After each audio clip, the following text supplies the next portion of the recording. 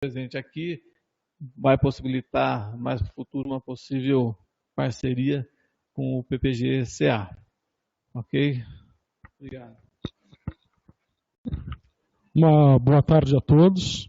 É um prazer eu estar aqui, né, Paulo, né, o professor Geraldo também ajudou a construir essa oportunidade da gente compartilhar um pouco de experiências nessa área de fragilidades ambientais.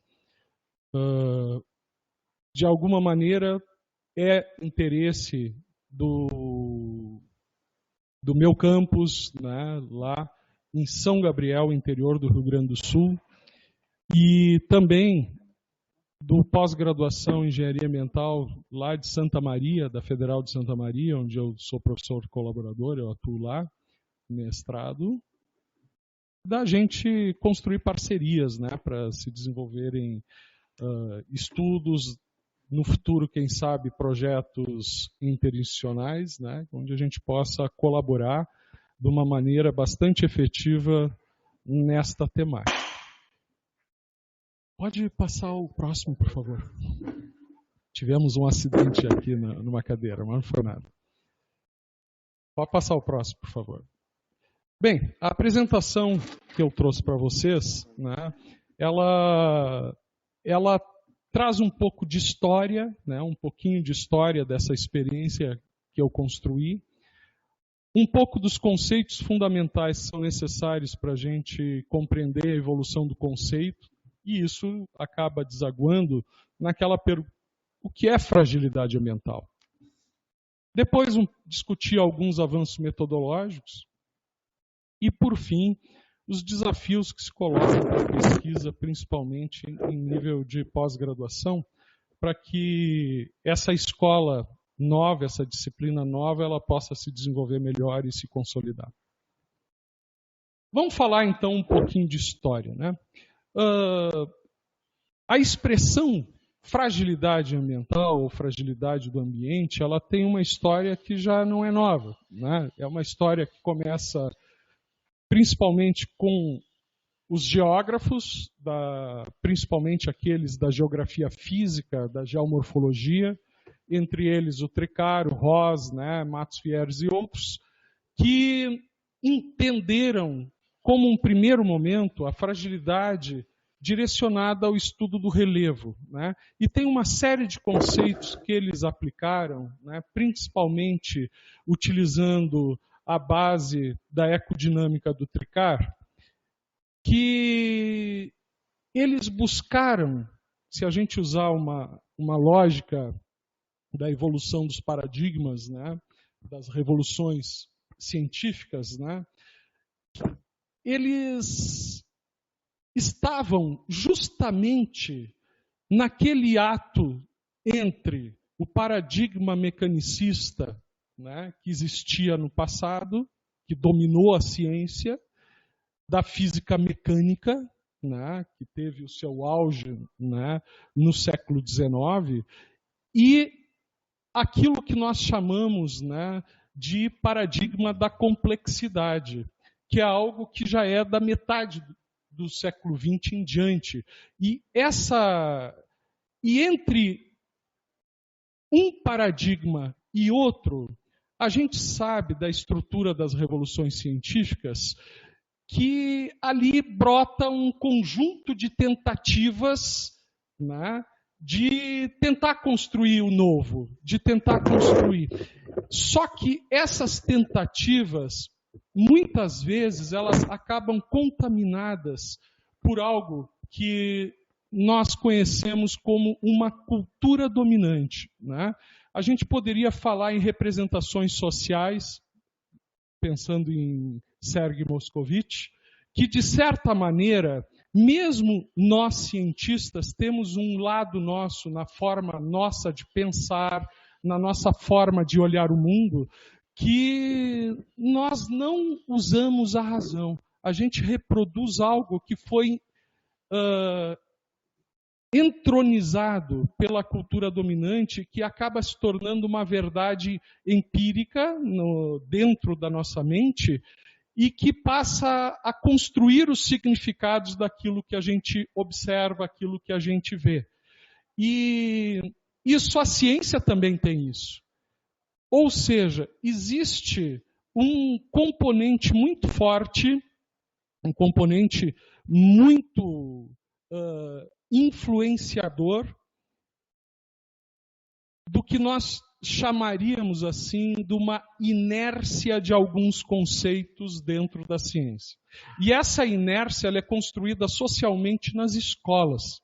Então, quando a gente tem um orientador, né, que passou 20, 30 anos desenvolvendo um trabalho numa determinada linha de pesquisa, ele desenvolveu conceitos, ele desenvolveu significados, e ele vai passar isso para os seus orientados, né? E aquilo passa a se construir, se constituir como que algo que vai se reproduzindo naturalmente, sem que as pessoas, geralmente os orientados, questionem e perguntem: pá, mas o meu orientador pensa assim, mas será que é mesmo assim? Né? Será que... E como existe hierarquia, né? Dentro da ciência, o orientador pode, né? E o orientado nem sempre tem esse poder, depende muito da capacidade de abertura do orientador.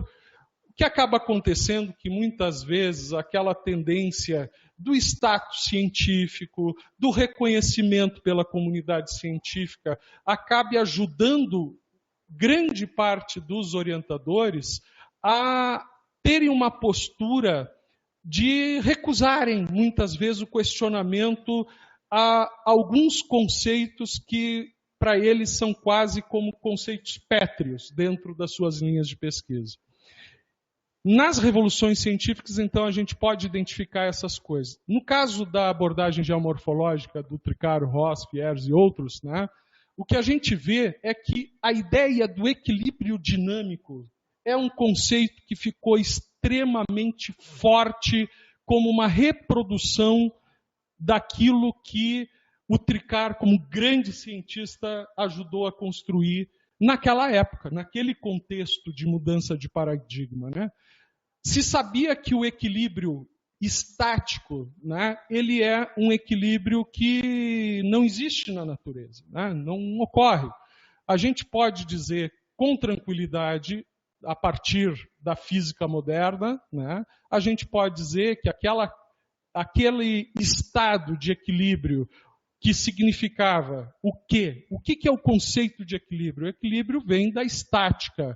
E um corpo em equilíbrio só tem duas possibilidades.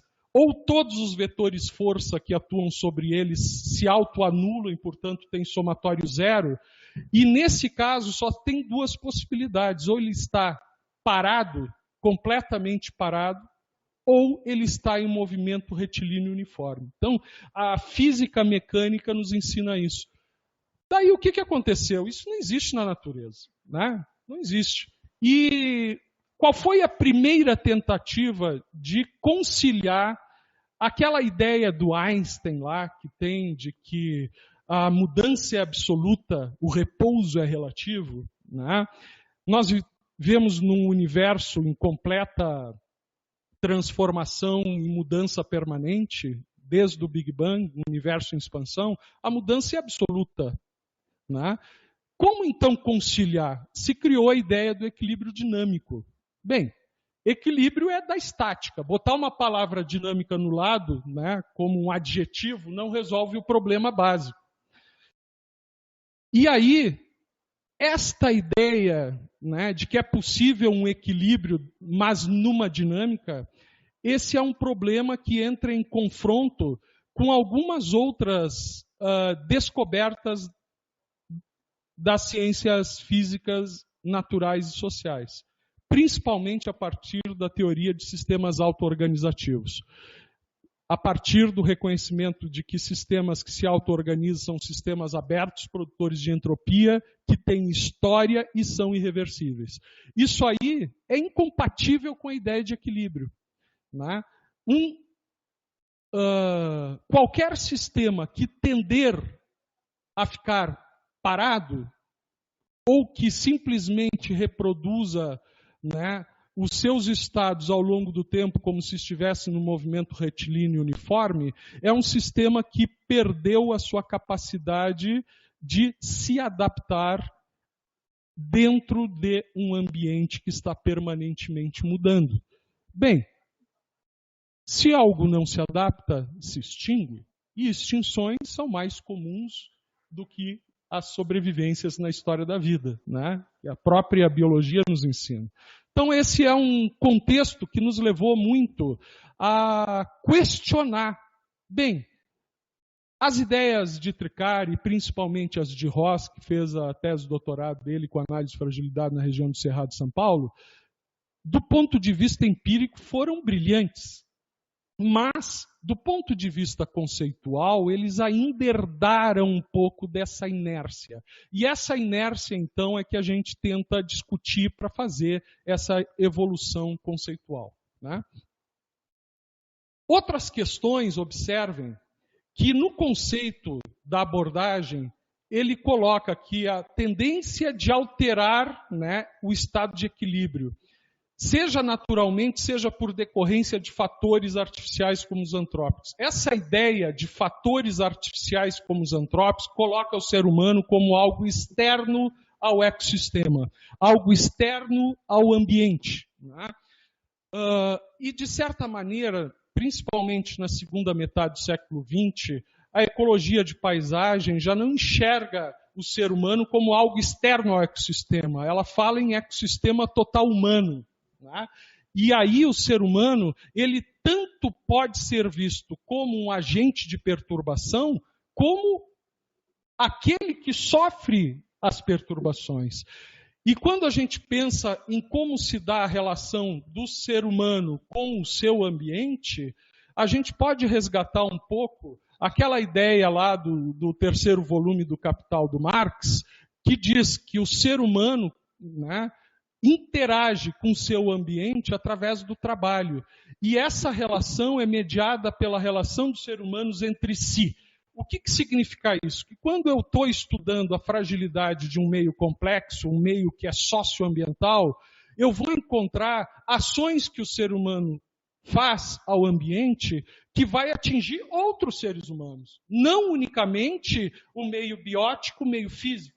E essa é uma ideia que nós tínhamos que abordar quando nós começamos a trabalhar com análise de fragilidades ambientais do inventário de barragens.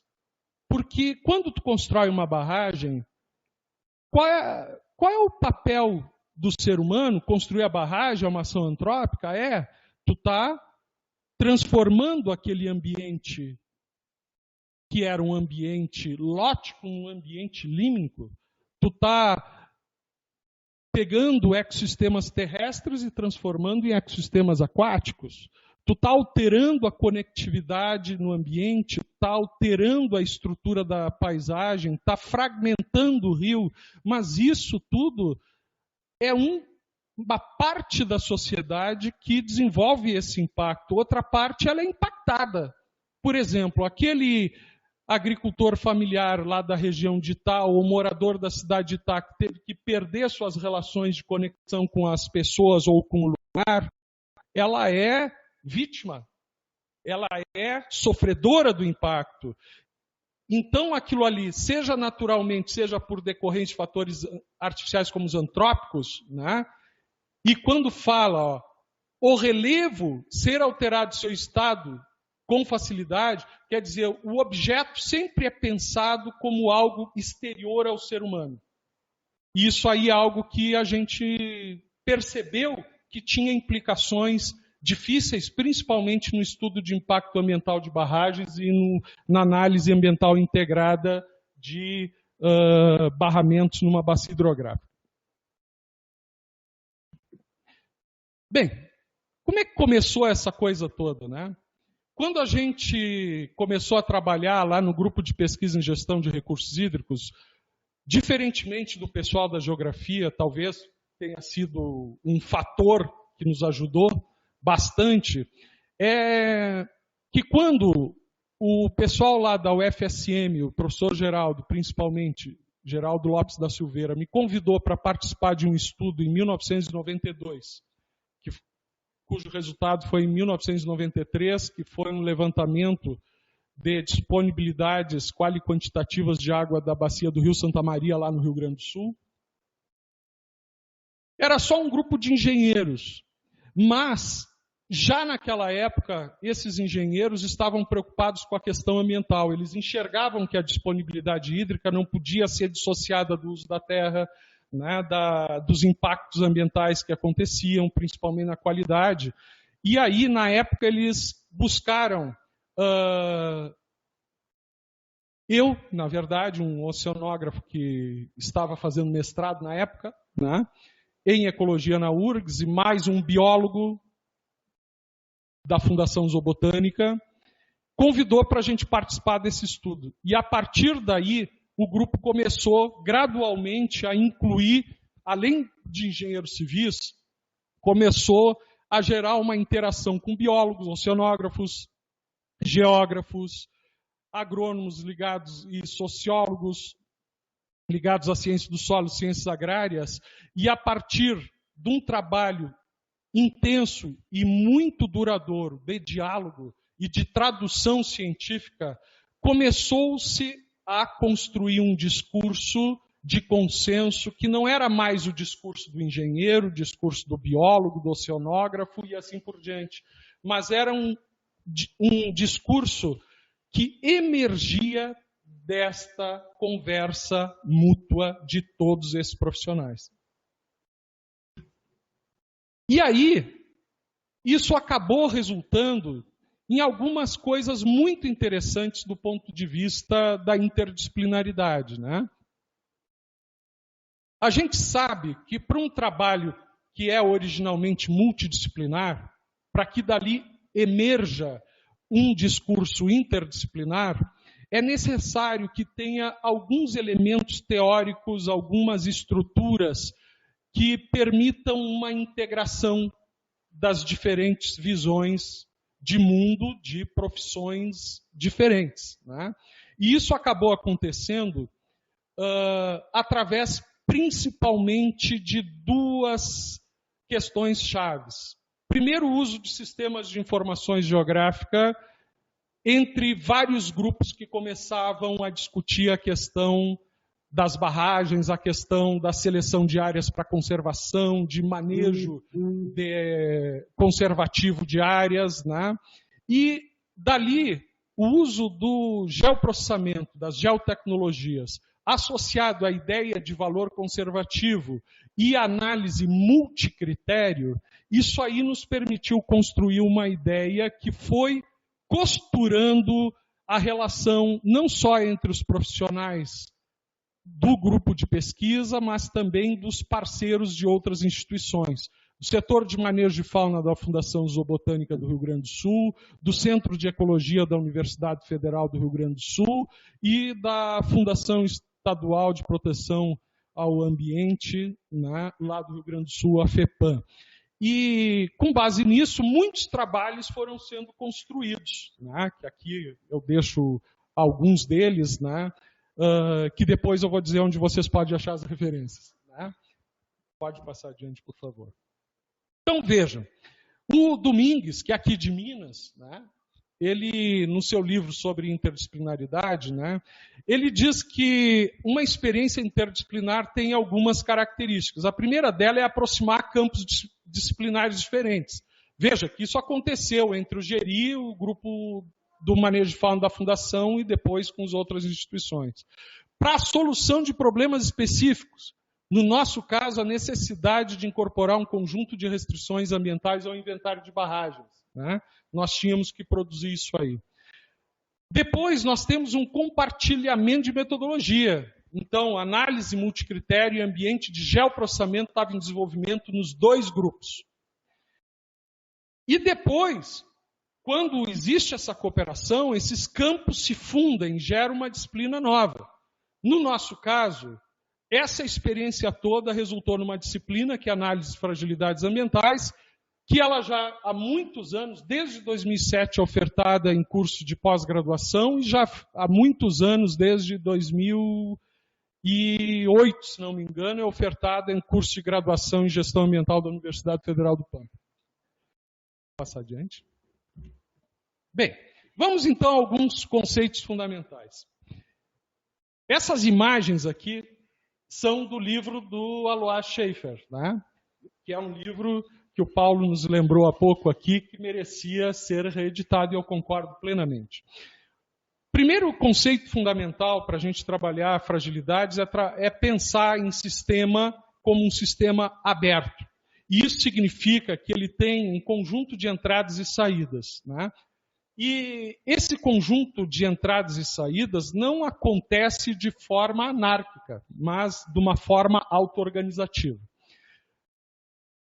Uma imagem altamente significativa do livro do Schaefer é o conceito de ecossistema antropogênico.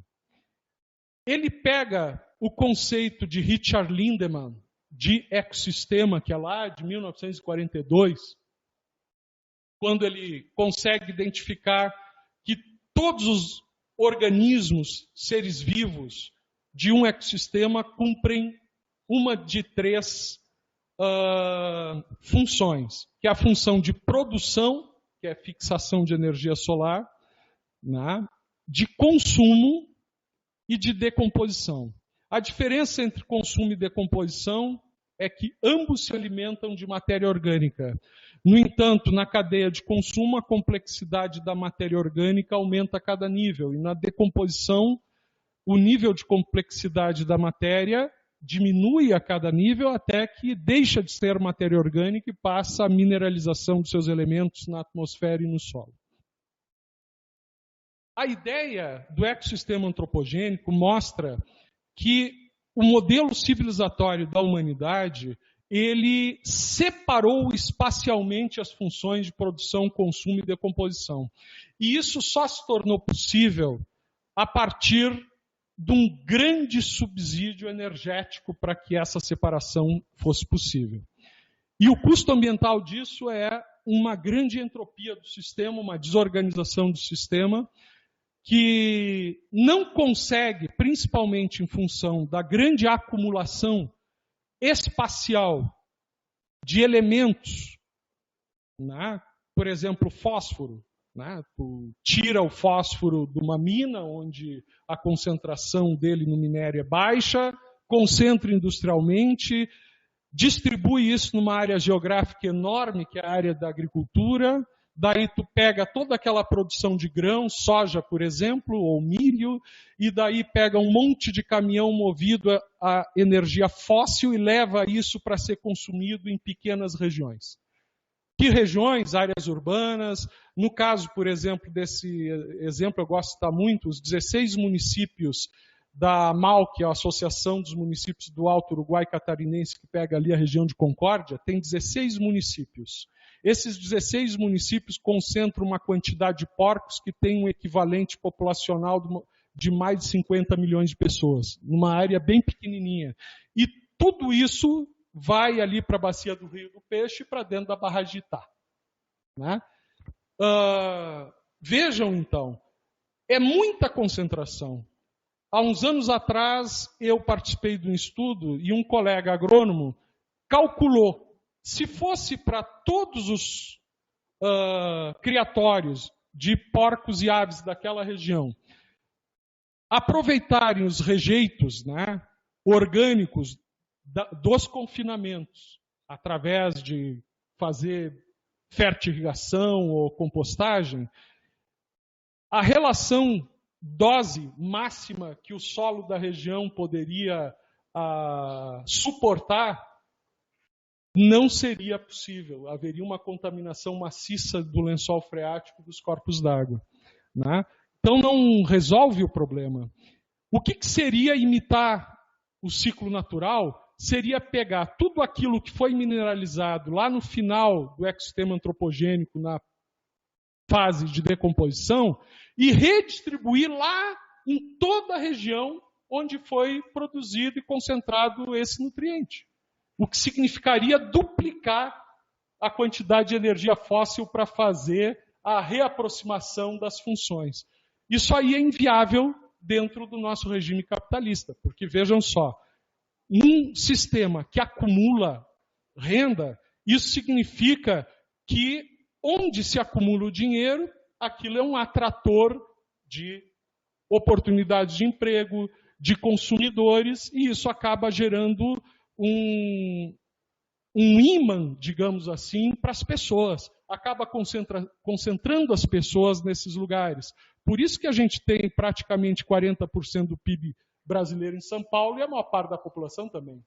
E os problemas ambientais resultantes disso é que hoje, na cidade de São Gabriel, por exemplo, ou de Restinga Seca, ou lá na minha região, né, de São Cepé, tem uma cooperativa tritícola que produz arroz. E toda a produção comercializada do arroz produzido lá pela Cotricel é vendido em São Paulo.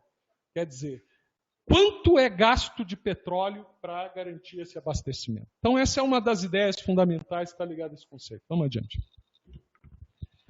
Então, quando a gente olha, aqui já é de Nave Lieberman, né, do Landscape Ecology, é uma figura maravilhosa, que mostra que a sociedade não pode ser vista como algo à parte do natural. Não, natureza é sociedade também. Né? Eu costumo dizer para os meus alunos, né, quando a gente está em sala de aula, uma parede é pintada, né, a parede ali. Então eu digo para eles assim, imaginem assim, ó, que a gente pudesse colocar a mão na parede, né, e tivéssemos um super ultra microscópio eletrônico que fosse capaz de nos mostrar a dimensão dos átomos.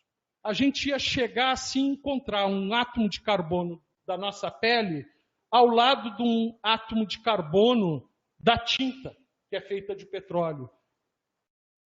O que nos diria quem é nosso, quem é dele? Porque são só as forças ou as interações de forças entre esses átomos que dizem que é parede, que é meu corpo. Né? Então, que diz que aquele átomo é diferente desse que está na minha mão? É o mesmo, é igual. Então não tem fundamentação a gente continuar reproduzindo essa visão dualista da nossa civilização judaico-cristã, que tem essa visão lá no Gênesis da Bíblia, que diz, né, que o ser humano foi criado à imagem e semelhança de Deus, e tudo o resto, né, foi criado para ele usar. Quer dizer, o resto não foi criado à imagem e semelhança de Deus. Só o homem foi. E o homem, porque a mulher foi tirada de uma costela do homem. Né? Então, só o homem. Então, a gente, quando olha dessa maneira, a nossa herança cultural, e de certa forma ela está impregnada na cultura dominante, que os cientistas, todos nós, reproduzimos essa cultura, né? Não é sustentável com os conhecimentos que nós temos hoje de funcionamento do ecossistema total humano. A sociedade é parte da natureza. Né? Como diz um grande físico, o Robert Reeves, né? Quando ele faz a seguinte pergunta, né? O universo tem significado? Daí ele responde, sim, o universo tem significado. Nós damos significado ao universo. Nós somos o estágio de auto-organização da matéria que alcançou um nível de complexidade que pode responder essa pergunta, mas continuamos sendo a mesma natureza. Vamos adiante?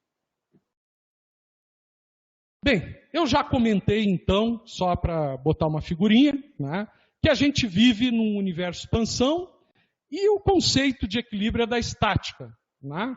Somente corpos em repouso ou em movimento retilíneo forte pode estar em equilíbrio. Então a gente vê que aquela imagem dos vetores em equilíbrio lá de cima, né, das forças, não pode explicar aquilo que a gente vê ali embaixo, que é a imagem da expansão do universo.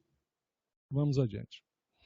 Algumas questões, então, que ajudaram a gente a responder essas perguntas, por exemplo, Gutierrez e Almiral, eles discutem a questão da memória. Né? Isso é extremamente importante, porque sistemas auto-organizativos, eles constroem memória, porque quando a gente tem um conjunto de informações incorporadas em estruturas e funções de um sistema auto-organizativo, isso aí acaba constituindo uma forma de memória. E isso diz o seguinte, que um sistema nunca é igual ao outro. Um sistema auto-organizativo, ele pode ter até alguma coisa em comum com outro sistema. Duas barragens têm algo em comum, mas elas são diferentes, elas têm memórias diferentes, elas podem ter funcionamentos e processos diferentes, porque elas são únicas. Vejam que o Maturana e Varela, né, eles dizem que o que vai gerar a resposta adaptativa do sistema são os regimes de perturbação. Mas, ao mesmo tempo, eles dizem que a estrutura do sistema, que é onde está depositária a memória, né, do Gutierrez Almiral, é essa estrutura que vai determinar parcialmente, porque não é uma determinação no sentido determinístico da palavra, mas é no sentido de restrição de graus de liberdade. A estrutura do sistema vai dizer, dentro desse espaço é possível que haja resposta, fora desse espaço não. Né? Porque a relação entre a perturbação e a estrutura só permite uma evolução dentro desses graus de liberdade.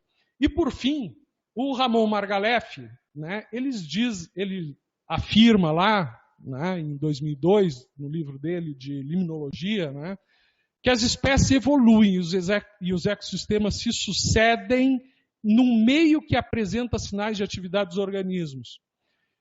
O que significa isso? Né? Que existe um acoplamento entre o vivo e o não vivo.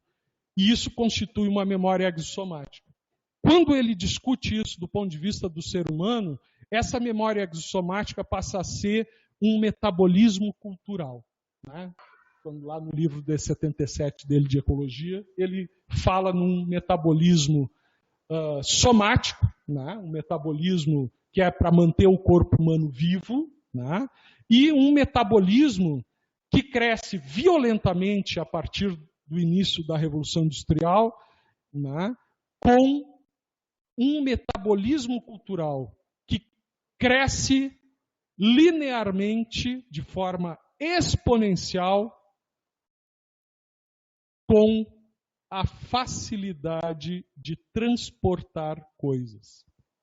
Quer dizer, o transporte de mercadorias, de informações, né, ele está relacionado diretamente com a capacidade do ser humano de impactar o ambiente. Vamos lá.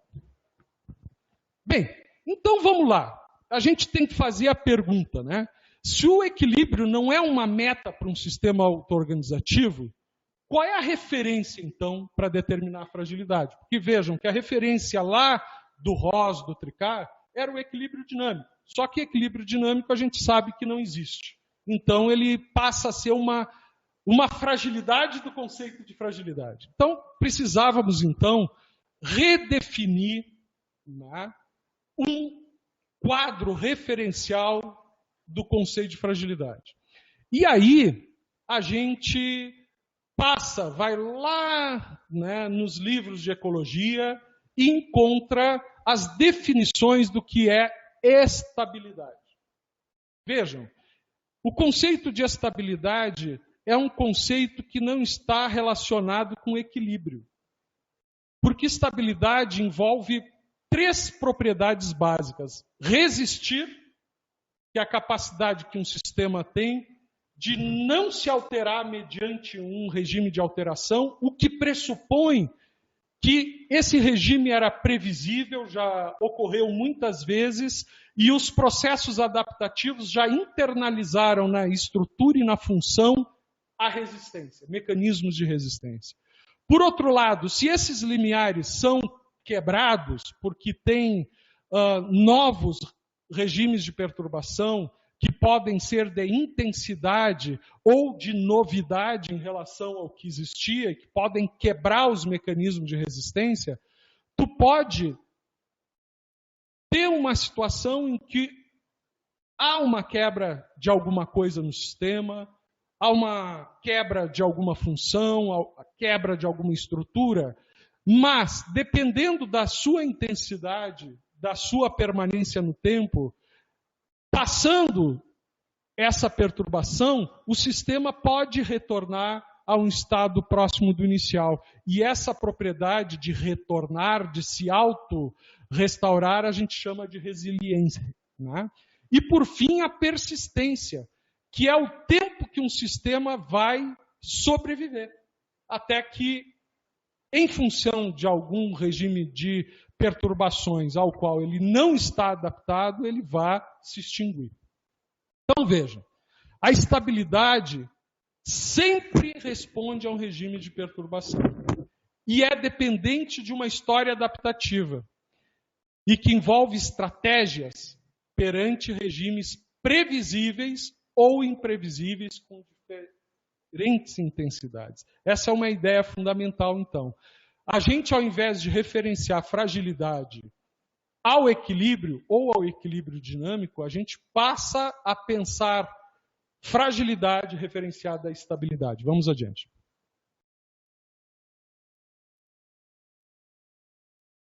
Essa imagem é uma adaptação de Margalef 77, seria o espaço de fase da evolução de um sistema, né? Nós podemos dizer que nós temos 3 regiões, A, B e C. A região A seria a região onde um sistema deriva, né, em função da sua dinâmica, e dentro dessa região, tudo que está ali é previsível, e a gente pode dizer que essa região é uma região da estabilidade e resistência. Então, se um regime de perturbações faz mover o sistema dentro dessa região, ele não vai demonstrar nenhuma alteração funcional ou estrutural. Na região B, é a região dali, daquela trajetória azul, onde, eventualmente, o sistema sai daquela região de resistência. Há uma perturbação que faz ele sair dessa região, mas essa perturbação não é forte o suficiente para ele quebrar. Daí o que acontece? Com o tempo, ele consegue retornar à região A. E, por fim, a região C é a região de degradação do sistema. Porque quando ele vai para a região B, por um regime de perturbação, esse regime de perturbação continua acontecendo ou ele se torna mais intenso, ele vai fazer derivar a trajetória para essa região, o sistema se degrada e pelas suas próprias forças ele não vai mais voltar para a situação A, ele passa a ser outra coisa. Vamos adiante. Então, como se pode definir fragilidade ambiental? Vejam só, o projeto FragRio, que foi um dos últimos projetos que nós desenvolvemos dentro daquela rede ligada ao GERI, ele diz assim, ó, é o estudo das fragilidades ambientais que decorrem principalmente da fragmentação da rede hidrográfica, seja por meio de barreiras físicas devidas à implantação de empreendimentos hidrelétricos, barragens para captação de água, para irrigação ou abastecimento, como pela existência de barreiras qualitativas decorrentes de alterações na qualidade da água, por lançamento de efluentes ou por mudança no regime hídrico, de lótico para lêntico, que possam comprometer o desempenho das funções ecológicas nos cursos d'água. Então, isso está no relatório 2 do projeto FragRio, né, que foi lá em 2011. Vejam que aqui a referência de fragilidade ambiental não é mais uma função de equilíbrio. Não é. A preocupação é o quê? Manter funções. Manter funções. E qualquer coisa que fragmente o rio cria fragilidade. Por isso que a gente pegou o acrônimo FragRio. O frag ali é de fragilidade e fragmentação. Vamos adiante? Bem, a evolução, então, nos levou a algumas perguntas estruturantes, conectadas a tudo aquilo que a gente comentou sobre os nossos conceitos fundamentais, né? As 2 perguntas fundamentais para iniciar qualquer estudo de fragilidades, a primeira é a seguinte: quem é frágil? Ou seja, qual é o objeto? Por quê? Porque se é o regime de perturbações, né, que define a fragilidade de um sistema, eu posso ter sistemas que vão ter fragilidades diferentes para diferentes regimes de perturbações. Então, eu tenho que definir. Se eu vou definir que o meu objeto, por exemplo, é o meu rio, ou a minha bacia hidrográfica, eu tenho que definir previamente. E se eu vou responder a segunda pergunta, frágil a quê? Ou seja, que é a pergunta que define qual o regime de perturbações que é de interesse do meu estudo. Ou seja, não existe uma fragilidade genérica. Não existe um conceito de algo que é frágil a qualquer coisa. Eu não posso fazer um planejamento eclético. Todo planejamento é referente a um regime de perturbações. Então, por exemplo, um rio vai ter um comportamento para fragilidade referente à construção de barragens. Esse rio pode ter um comportamento completamente diferente, referente, por exemplo, à implantação de projetos de irrigação na bacia. Esse rio vai ter uma estrutura de fragilidade diferente se, por exemplo, eu estiver fazendo mineração a céu aberto, colocando rejeitos às suas margens. Então, nós vamos ter diferentes respostas a essas duas perguntas estruturantes, dependendo qual o meu objeto e qual o regime de perturbações. Vejam, então, aqui nós temos um mapa conceitual que foi construído numa aula da disciplina de fragilidades ambientais lá no pós-graduação, engenharia ambiental. Na nossa primeira aula, nós construímos esse mapinha. Vejam só, a relação entre sustentabilidade e fragilidade. Né? Existe um conjunto de relações conceituais onde a sustentabilidade ela existe para controlar o processo econômico, a economia explora os recursos naturais. Estes, quando ultrapassam limiares de resistência ou resiliência, e aí a referência é a estabilidade, vejam, não é equilíbrio, né? Eu perco a minha estabilidade, e essa perda de estabilidade é que manifesta a fragilidade do sistema, que reduz a sustentabilidade, que reduz a capacidade de conservar os recursos naturais, e que vai redefinir os limiares de resistência e resiliência. Então, esse é um quadro bem didático, digamos assim, de como se pensar as perguntas estruturantes. Vamos adiante. Então, o que é fragilidade ambiental? Né? Tem 4 questões resumidas aqui nesse quadro. Primeiro, um sistema pode ser frágil para uma perturbação, mas resistente ou resiliente para outra. Sistemas com história adaptativa diferente respondem de maneira diferente ao mesmo regime de perturbação. Então, isso aí tem algumas implicações. Por exemplo, eu tenho encontrado o trabalho do Ross, por exemplo, no Cerrado de São Paulo, para mim é brilhante a parte empírica do trabalho que ele fez, porque ele pensou as variáveis, pensou os índices de fragilidade para o sistema do Cerrado que ele estudou. O problema não é o Ross, o problema foram pesquisadores do resto do Brasil, ou até muitas vezes algum orientado, que pegou as tabelas dele e começou a aplicar como se fosse uma receita de bolo em qualquer região do Brasil. Mas será que o Pampa funciona igual ao Cerrado? Poderia pensar. Será que aqueles valores, aquelas categorias para solos, para chuva, para tudo, elas têm o mesmo significado em sistemas diferentes? Então, essas perguntas ambientais. Outra, análise de fragilidades ambientais, então, será sempre específica para um sistema delimitado e para um determinado regime de perturbações. Não tem receita de bolo. A metodologia para cada análise é construída caso a caso. Não tem como generalizar. O terceiro, que é um corolário, é que eu não posso aplicar um método de análise de fragilidades ambientais desenvolvido para um sistema específico e para um determinado regime de perturbação de forma crítica em outro lugar. Dessa maneira, não tem método pronto. Não tem. Existe uma abordagem metodológica baseada na construção de um discurso interdisciplinar sobre o problema. E o método sempre é caso a caso. Vamos adiante. Vamos então falar de alguns avanços metodológicos, né, que nós desenvolvemos na temática geral. Quando a gente trabalha com profissionais das mais diversas áreas, quando nós reconhecemos que nós vivemos revoluções paradigmáticas e que principalmente na fase de transição está todo mundo perdido, né? A gente está no meio do oceano e não tem uma bússola para se guiar, muitas vezes. E aí a subjetividade, ela atua de uma forma muito importante na criação dos novos discursos. E isso não deve ser desprezado, isso não é ruim, isso é bom. Porque justamente essa subjetividade que nos permite avançar em relação ao paradigma interior, a criar, né? Ter criatividade.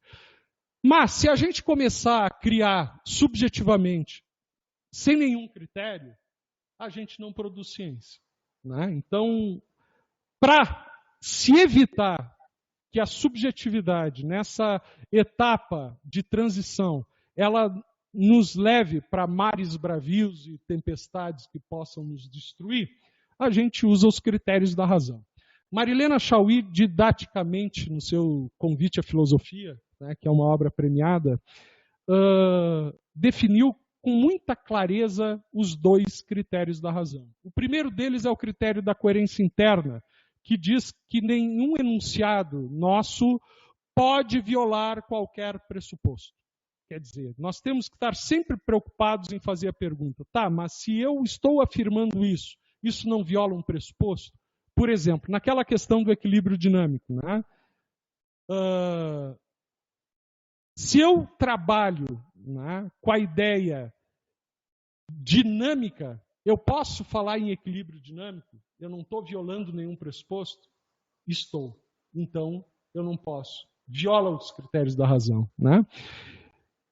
E no caso, o segundo, que é importantíssimo, que geralmente ele não é incluído e que muitas vezes facilita os estudos parciais e facilita com que algumas escolas se recusem a interagir com outras, que é o critério da qualidade de vida.